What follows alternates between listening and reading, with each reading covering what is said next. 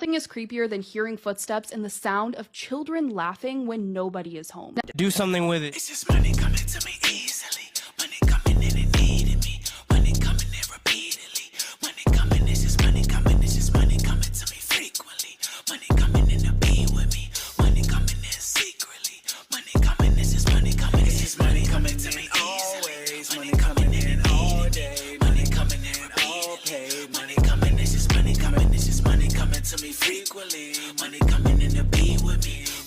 Hey guys, welcome back to All Things Jenny. I'm Jenny and welcome back to another episode. So get ready because this story is so good. Go ahead and grab your drink, grab your coffee, grab your wine, grab your snack, grab your smoke, whatever it is, because we have another good. Nothing is creepier than hearing footsteps and the sound of children laughing when nobody is home. Nestled in the town of Alton, Illinois, sits the McPike Mansion. It was built in 1869 for its original owner, Henry Guest McPike. But before Henry, his wife, and their 5 children could move into this beautiful home, tragedy struck when Henry's first wife sadly passed away in 1867, just 2 years before the home was completed. And Henry was this very prominent figure in his community. He was a successful businessman, a real estate agent, and even served as the mayor of Alton from 1887 to 1891. He was even a close friend of Abraham Lincoln. But despite all of his successful business ventures, his true passion was horticulture. So using his knowledge of real estate, he purchased 15 acres of prime land where he began working tirelessly to create and grow a variety of grapes that he would call the McPike grape. And his dedication paid off, with his grapes winning awards at the 1904 World's Fair. He would go on to remarry not once, but twice. His second marriage ended in divorce, and by the time he married his third wife, Eleanor, he already had 6 grown children. But together, Henry and Eleanor had a daughter named Moreland, and the 3 of them lived in the mansion until Henry's death in 1910. And by 1936, Eleanor and Moreland had left the home and relocated to Denver, Colorado. By 1938, the mansion changed hands. It was sold to Peter Lakinger, a factory superintendent who moved in with his wife Florence and 2 adult stepsons. They would go on to rent out extra rooms to boarders, and for a time, it seemed like the home would settle into a new chapter. But almost immediately, strange things started happening. The laughter of children would echo through the halls, and it was completely unexplainable. There were no children living on the property, but Peter's stepsons swore they heard it often. And the boarders in the home reported the same thing, the unmistakable sound of children laughing and playing. But every time they looked to find the source, the house was empty. By 1945, Peter sadly passed away, and though his family stayed for a while, in the 1950s, the home was completely abandoned. This once extremely beautiful mansion began to crumble under years of neglect, and weather and vandals tore it at its walls, leaving it looking like something out of a horror movie. And as if the sight of it wasn't already unsettling, the property included its own graveyard, so passers-by reported seeing ghostly figures in the windows and feeling this unexplainable eerie energy. In the summer of 1994, a woman named Sharon Ludke stumbled upon an auction for the McPike Mansion. By then, the house was barely standing, just this crumbling shell of what it once was, but where others saw decay, Sharon and her husband George saw potential. They bought the mansion, planning to restore it to its former glory and open a charming bed and breakfast. But what they didn't realize was that something else already called the mansion home. Just 6 weeks after moving in, Sharon had her first brush with the unexplainable. She was outside planting in the front garden when she looked up and froze. Staring down at her from one of the upstairs windows was a man she didn't recognize, but before she could react, he vanished into thin air. Sharon had never experienced paranormal activity. She couldn't shake what she'd seen, and her curiosity led her to dig into the mansion's history. And when she came across a photograph of Paul, one of the former owners, she was stunned. It was the same man wearing the same clothes as the one she'd seen in the window. But Paul couldn't have been in the house. He was long gone, so whatever she saw was definitely a ghost. And that was just the beginning. While no one actively lives in the mansion, visitors have reported all kinds of eerie encounters. Orbs of light drift through the air, strange mists appear and disappear without warning, and human-like figures are seen staring out of windows. But the wine cellar is where things get truly unsettling. Footsteps echo in the empty space, disembodied voices whisper through the air, and the heavy metal door has been known to slam shut or swing open on its own. Some visitors have even seen a white mist creeping across the room, which many believe is Henry McPike himself still tending to the grapes and wine he loved in life. But the wine cellar is far from the only place in the house with a story to tell. The mansion is said to be home to 12 spirits, each with their own distinct presence. Henry's mother Lydia Lydia is one of the strongest. Sharon says Lydia makes herself known the moment visitors step through the front door because she likes to be introduced. Then there's Henry's first wife, who never lived in the mansion but still appears. She's described as shy but gentle, especially with children. Henry's son James and his daughter-in-law Ginny have been known to interact with visitors, with Ginny playfully tugging on hair or brushing against ears. Of course, there's Paul, the man Sharon saw in the window, and inside the attic, you might catch the smell of lilac perfume, a sign of Sarah, a former servant who was known to wrap visitors in a tight embrace. Paranormal investigators, psychics, and mediums have all visited the McPike mansion, and none left without a story to tell. Each encounter is unique, but they all share one thing in common: the undeniable feeling that this house is far from empty. And you can visit the McPike mansion to this day if you're brave enough. The wine cellar, the hallways, the windows, they're all waiting for you, but fair warning, you might leave with more questions than answers. Do you think the McPike mansion is truly haunted? Have you ever been? Let me know in the comments below, and if you have a haunted location, an urban legend, or a creepy story you want me to share, drop it in the comments as well. As always, thank you so much for your support, and I look forward to seeing you in another video.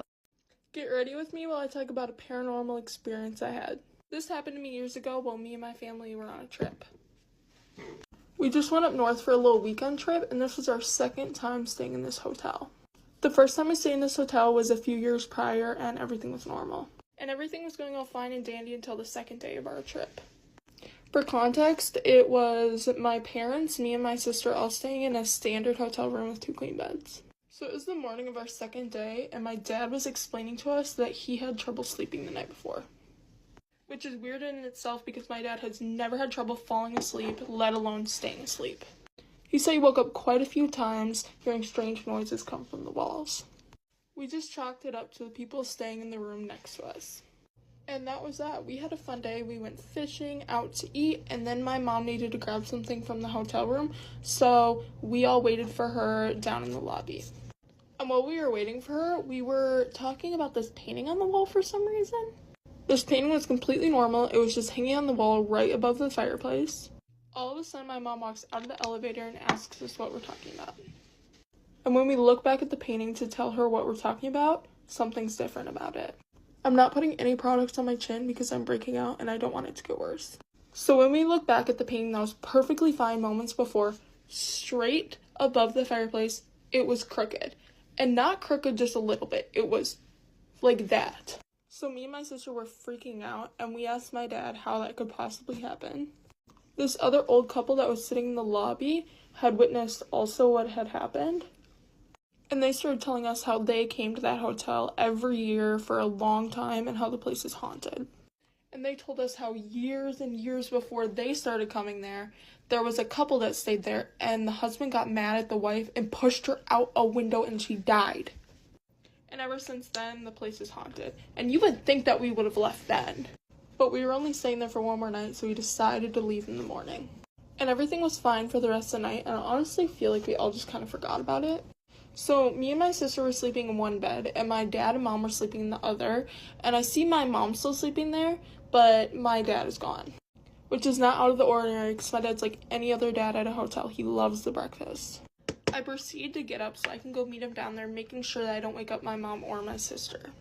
And as I'm getting dressed, I keep looking back to make sure I'm not waking any of them up. Seeing that my mom and my sister are still sleeping in the beds, I think the coast is clear, so I start walking to the door. And I'm like 2 feet away from the hotel door when I hear knocking coming from the other side. So I immediately think that this is strange because my dad would have a key to the hotel room. But like I said, it was early in the morning and sometimes he does forget it.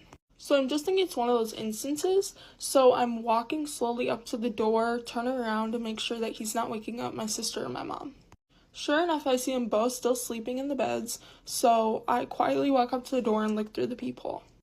When I look through the peephole, I see my father standing there, but there's a blonde girl standing behind him.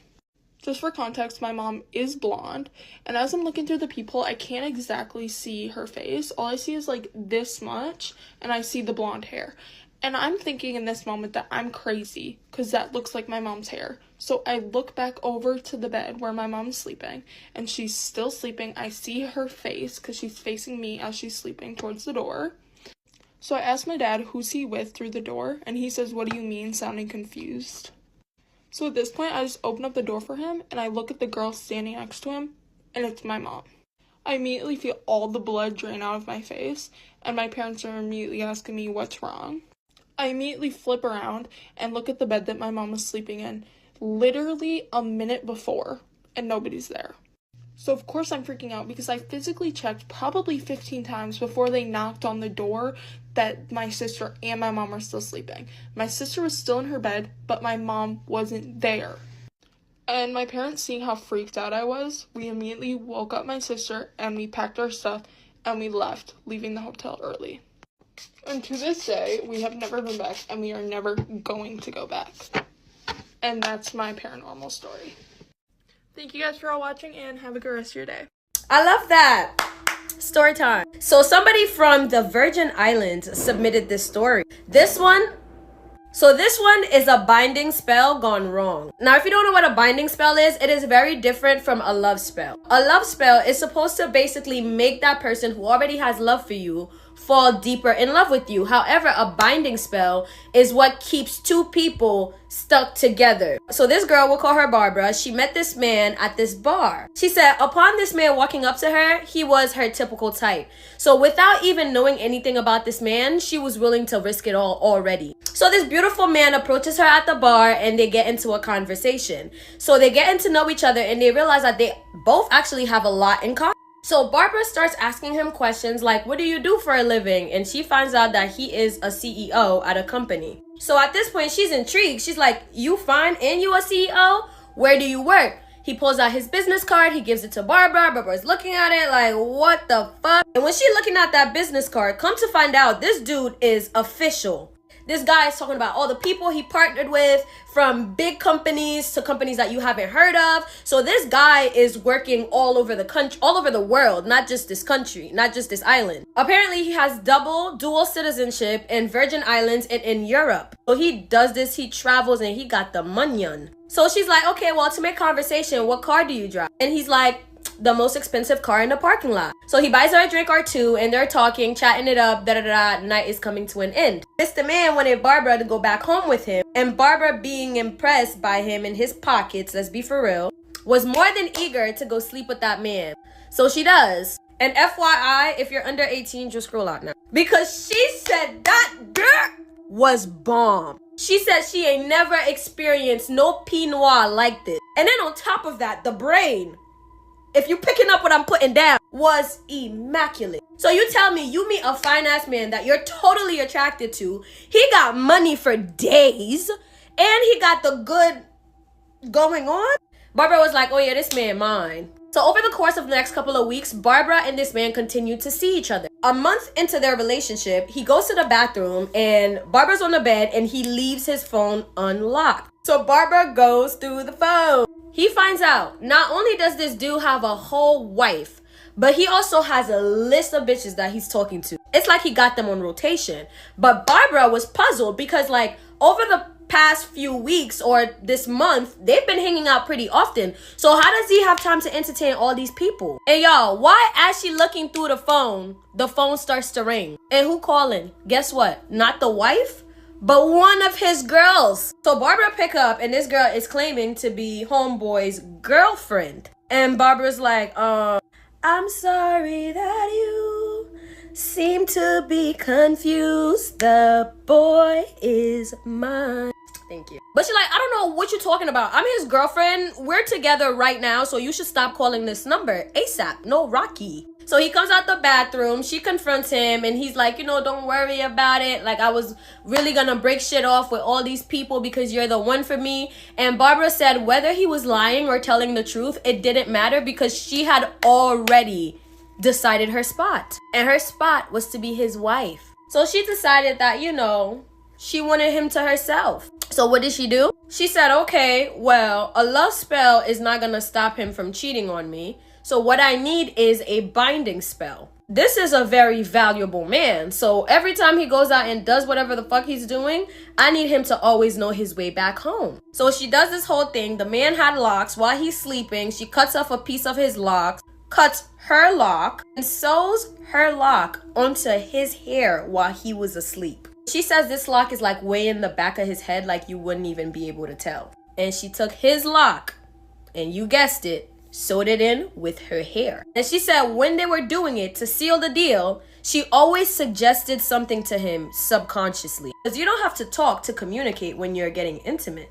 Long story short, 5 forward 6 months, she winds up being with the dude. They move in together. Beautiful. Everything was going great. He goes to work. He comes back. But she started to learn more things about this man. Like, this man actually didn't like to clean very much. Even though she was a housewife and she was well taken care of, she admitted that the cheating really never stopped. Even though he knew his way back home, the cheating never stopped. And that was becoming a safety issue for her because she was still having with him. She said the cheating got so disrespectful to the point where random women were finding where they lived, popping up at their crib and threatening Barbara for that man. Barbara was holding her ground. One day, Barbara finds out that this man slept with her cousin.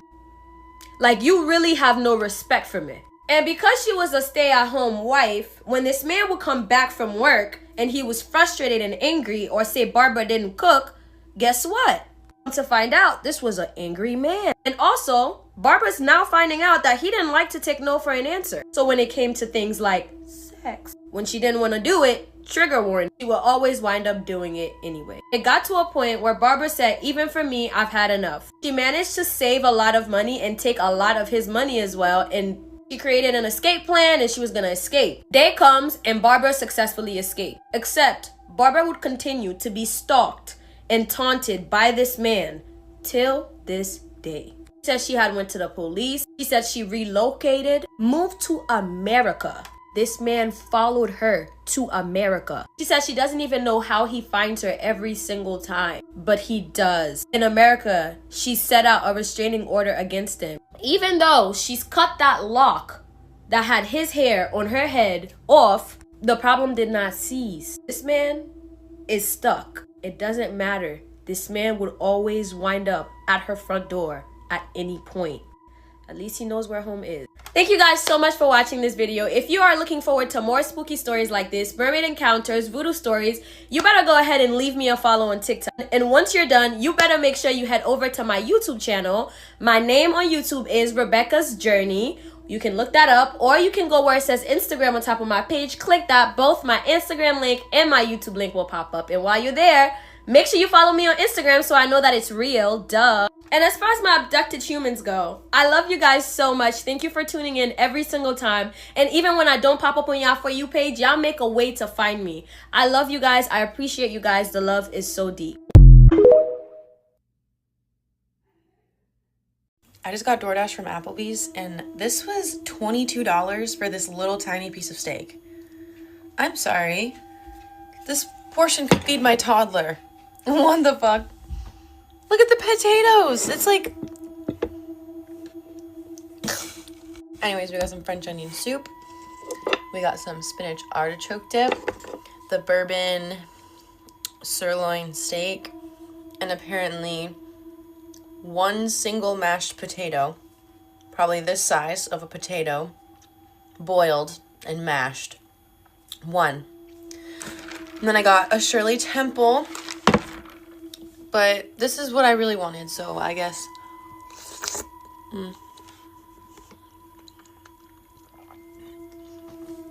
That's always a hit. That's always a hit. Smash. Moment of truth. I also, look at how shaky that is. I got medium well. Medium well. I don't know. Come on, get on there, bitch. I mean, okay. Okay. It's good. It's not medium well, though. It needs to be a little more pink than that. No, I didn't say medium well. I said medium rare. But it's not medium rare. Can't go wrong with spinach artichoke dip, too. I really need to learn how to make this. It is so good. It's like an addiction. So I'm watching scary stuff on YouTube right now, and it just reminded me of the time that my friend Jamie and I one time saw a fucking skinwalker in the woods behind her house. It wasn't really technically behind her house. Like, we went pretty deep in the woods. So, like I said, my friend Jamie and I, we went out into the woods behind her parents' house, and And like we live out in rural Vermont at the time, deep in the fucking woods, and she like lived in a house that was literally all of her land was woods basically. Her neighbors were not very close by, but they still had like those like property lines, like the stone wall property lines, you know what I'm saying, like those really old-timey ones. Her parents always told us not to cross over those stone wall lines, and this day we did. We were like being rebellious little fucking asshole kids, so we did. We weren't supposed to cross over there because the guy who owned that property would shoot kids, would shoot fucking anybody on his property, didn't matter who or what. But anyways, we ended up getting lost because that was like not part of the woods that we were like familiar with, because clearly we were not supposed to be in there and we had never been in there before. In our freak attack, like little kid minds, we were like, okay, we need to go find the river, which was actually pretty smart, because if you can find the river, you can most likely find like your way back to like your destination if you're smart about it. I don't know, like we're kids that grew up in the woods, obviously we knew that type of stuff. But so we made our way down to the river, and I remember sitting on a rock that was like next to this big boulder type rock, you know what I mean, like it was like boulder, smaller rock leaning against the boulder. We sat on that rock for a little bit contemplating what to do, but it was getting dark, so we had to try to find our way back soon, because I was a little pussy at the time. Like I was not having it. I was like, Jamie, we have to fucking go. I'm scared of the dark, I'm scared of the woods, and that's like both of those things going on right now, so we need to go. But before we could start going, we started to hear some stuff around the side of the boulder, and I thought it was just kind of like a squirrel or like some kind of other animal or something. Like there's deer, there's literally little animals all over the forest where we live. Something about it sounded heavy, and there was like little grunts and growls that went along with it, so we were like, oh fuck, is that like a bear? So she was the braver one of us too, and she peeked her head around the corner of the boulder to look, and she was like, bro, we need to get out of here now. And when I looked around, it was like this oh god, it was like skinny gray, but like a sickly kind of like, I don't want to say blue gray, because it wasn't blue. It was like a sickly gray color. I don't know how else to explain the color of it, but it was long, lanky, and tall, and like it was hunched over something. Looked like it was like eating something. I couldn't tell what it was doing because its back was turned to us, but I could see that shit clear as day. Even though it was dark out, like I said, it was like, it wasn't fully completely dark out. It was like, I want to say close to dinner time in the summertime, which is like, it gets dark out, but you can still see. But we were also in the woods covered by trees, so it was a bit darker for us, if that makes any sense. I've never ran so fast in my entire fucking life. We thought we were lost, dude. We just ran. Thankfully, we fucking found our way back to her house, her mom's house, and we didn't ever cross over that little threshold ever again. We didn't get shot that day, but maybe we could have been fucking eaten by whatever the hell that thing was. As I think about it more, I think it was a skinwalker or something. I don't know what else it could have been, to be honest. I've never seen one since then either. And I know it wasn't just my mind, because she confirms that shit too. No thank you. Holy shit. Hey guys, I'm Jenny and this is Shameless Plug. So I want to tell you guys about my Crown of Success manifestation book with easy, simple rituals and spells to manifest a life of abundance in your life. And those spells are so easy, even a child can do it. So this book is filled with different spells that I've learned over the years from my family, passed down from grandma and everything. And also those are spells that I've actually tried and I know that they work. So this book not only teaches you step by step on the things that you can do that are so easy that a child can do it, but it tells you like the proper moon phase to use alchemy, manifesting with numbers, numerology, and also the days of the week that best fit for this particular spell. So it tells you the timing of when to practice the spell, the days of the week, the moon phase. It show you all the colors of the candles that you should be using and different planets. So for example, I show you like planet Jupiter is for Thursdays and the hours of the days that you should be doing the spell. So this is an easy road opener spell. So I know a lot of people like to do like different spell work, but if your roads are blocked, of course your spells are not going to work. So it's good to unblock yourself first and then start using the spell, especially with the new years and the new days to come. And also I have some amazing spells in here. This is a powerful quick money spell. So if you end up buying for some money and you're just trying to get some money, and I even have some easy powerful spell to win game of chance. So if you are a gambler, now I don't promote gambling, but if you are a gambler and you're just trying to make some money and trying to make sure you win, these spells will definitely help you. It tells you the best days to do it. So it says the best days to perform this spell is on a Thursday, Jupiter day. Jupiter is the planet of good fortune, luck, and expansion. Jupiter is the best day to perform spells that boost luck and increase your chance of success in any game of chance or any money spell, period. It has a list of so many spells that you can incorporate in your life with this new year to bring prosperity. And I even put some bonus spells on here, which for Saturday is a day to do like protection work. So I have a spell for like send back to senders. So I put some bonus spells on here, and then a protection with Archangel Michael. So there's so many spells on here. Removing the evil eye spell, so you can remove evil eye in your money and also in your everyday life. New Year home blessing spell, and I know it's been a few days since the new year started, but you can always do a home blessing spell any days of the week.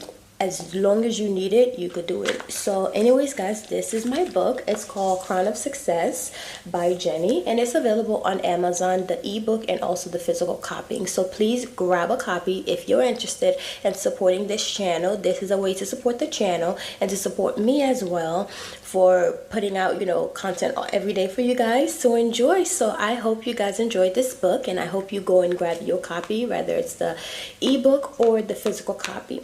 I say have a physical copy, but it's really up to how much, you know, your wallet and what you can afford. So anyways, I'll talk to you guys later. Bye. Mwah.